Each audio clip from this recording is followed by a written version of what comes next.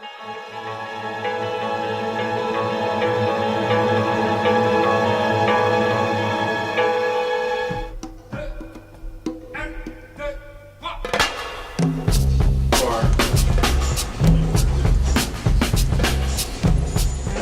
now to Gentleman Jesse. I'm really vain and I only listen to musicians with who have my name. Hi. Hi. We're here at Wax and Facts Records in Atlanta, Georgia. Indeed. And this here is Sean. Sean. Hi, Sean. Busily at work. Yes, very busy at work. Pricing used CDs. So, how long have you guys been open? 32 years. 32 years. I think the two biggest things were downloading and CD burning. That's what's changed, kind of. That really changed CDs, and then I think there's a concept that has come back around about how records sound. And it could just be that they're big enough to hold and look at. I mean, if you look at nice for people it's really hard to get much out of a CD cover because everything's so teeny tiny. Yeah. Yeah, it is kind of something, there's like a personal bonding. Well, also when people were downloading and burning, the idea became sort of invested in the culture that music really wasn't worth anything. It should be free. So these really were way overpriced at $20. Yeah, I mean, it's hard to reattach value to something once everybody decides that music, I can get ace. And then when Napster became illegal, the free part of it, and people decided 99 cents isn't so bad, 75 cents, maybe even $1.29 for a really good sounding album. You could buy just one song. iTunes certainly has had a whole culture. Record companies many years ago decided that the single was not something that they were worried about. And it was really, really hurt them because people don't like buying 50-minute, 60-minute CDs with songs they don't know and they don't want to hear. And that's why iTunes has really been successful. And other places where you can buy. I mean, I think Radiohead had. Several million downloads of the full album, and it says pay what you want, and the average pay what you want was like $9. So that's about right. Yeah, I think people appreciated the fact that they that's about what people think the value of a CD ought to be. So, man, I feel like it's kind of tough telling Radiohead you're only worth $9. I'm sure they were happy. I'm sure they were happy with $9 million that week. You know what? But they didn't have to pay to anybody. They didn't have to share with the record companies. They didn't have some accountant telling them, "Oh yeah, so what?" No, and the record company said the same thing. They've been firing so many people that work for them for the last few years. I mean, they don't give anything away. The only thing they promote is American Idol. And if it's not American Idol. Garbage. It's garbage. They can't get out with anything. Of course. So. But that's the biggest thing was the ebb in value of the CD and the resurgence in value of the record. And the kinds of music that people are looking for is all over the place. And probably the biggest winners are indie rock guys like the Simperas, Shins, Tom Waits. He's not an indie rock guy, but he's had a really long and storied career. But people want Beatles albums, they want jazz, they want really nice jazz albums, and most people will use the term warmer to describe a record. And it's probably true. That makes a lot of sense. I think there's something connects a person when you have to turn it over. You can't just put it on. It's an effort. There's an effort. Exactly. It's like going to see a band. When you're sitting on a couch watching a show, it's a lot different than getting up, driving, and going and seeing a show. Standing there and you're on your feet. Even if you've had beers while you're sitting on the couch. Yeah, absolutely. Well, thank you so much. You're welcome. Really interesting to hear from you. And that's Wax and Facts here in Atlanta, so come check it out.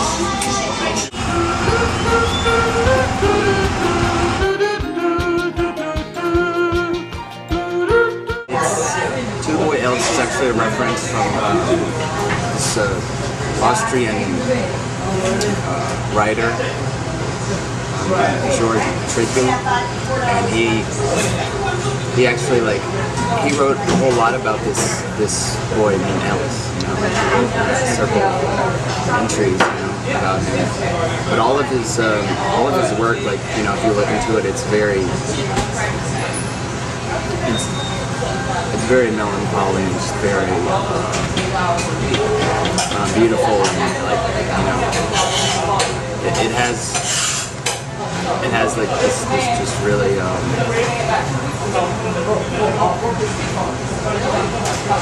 like intriguing air about it, you know, and like I've always liked him as a writer, so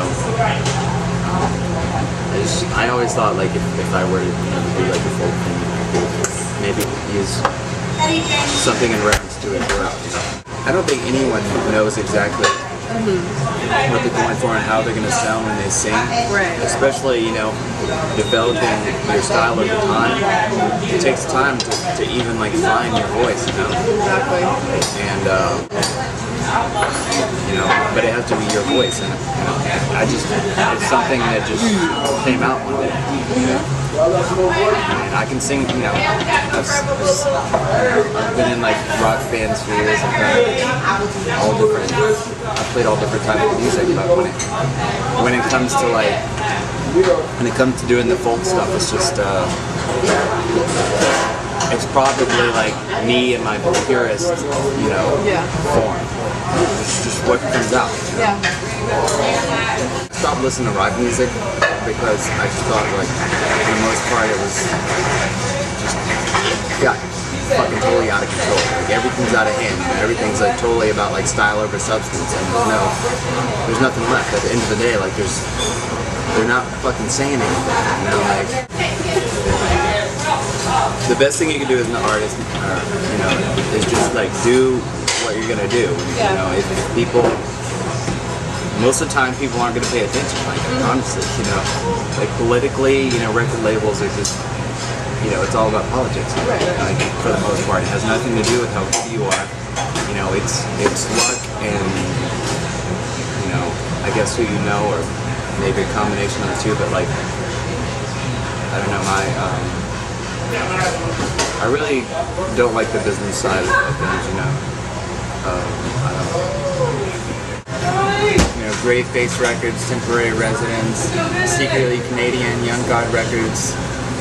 You know, all these little labels, I think they're just putting out like the best music like you've ever fucking heard, you know? Well, I mean, R. Kelly went from peeing on people to like getting acquitted of all charges. And he's like the king of R&B. And I don't care what people say, he's a musical genius. My favorite period music definitely the 70s, late 60s, you know, throughout the 70s. Like,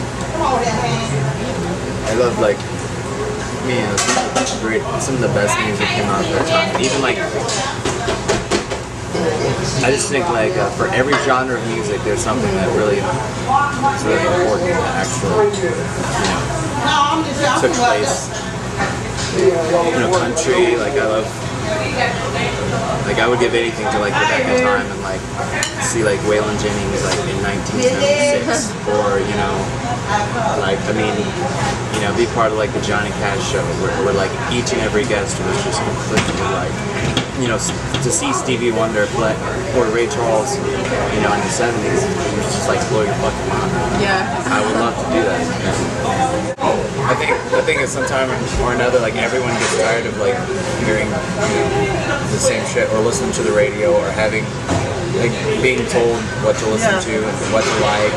And it's really easy, you know, when the media, you know, controls everything and like pretty much controls what you listen to. You know, a lot of people are just so ignorant that they can't think outside the box. You know, and those types of people they're not music people anyway. You know? At some point, I just stopped being ignorant. Yeah. It's like, well, it's okay to like this. I can like this and this over here at the same time. Right. Music, it's all the same. You know, it's the same thing. You know, it's different flavors. No. No. Yeah.